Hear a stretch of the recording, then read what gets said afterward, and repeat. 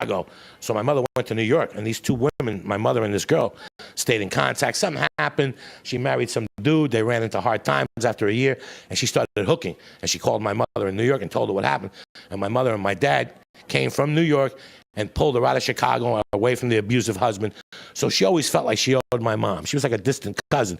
And she moved to New York, and my mother helped her out, and then whatever.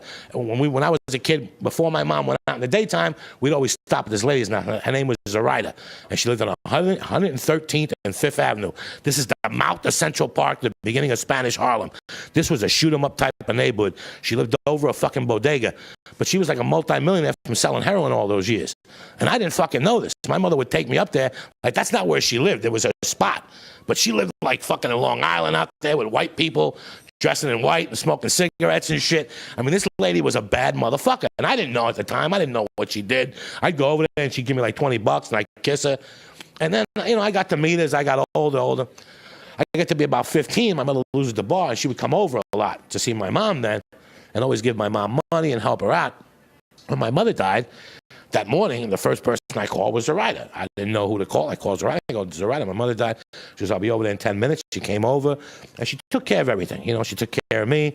And the last night at the wake, I was sitting there looking at the casket, and she came over, and she was saying something to my mother in the casket. And I'm like, this lady's fucking crazy. You know, maybe she's doing her own powder. And I didn't know she sold heroin at the time. I just thought she partied with my mother. They used to get drunk and shit and talk shit.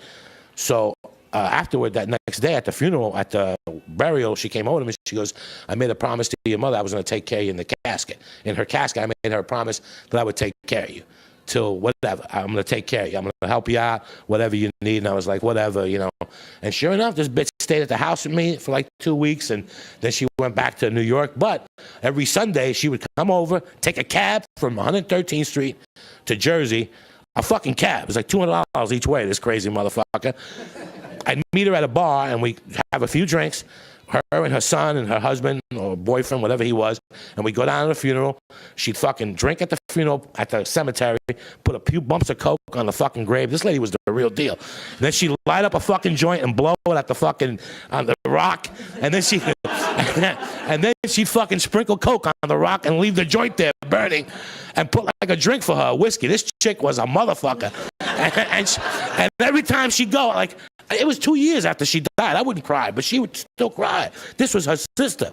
And she would give me like $200 and, like, you know, weed. I would always say, bring me weed from Harlem. And she would bring me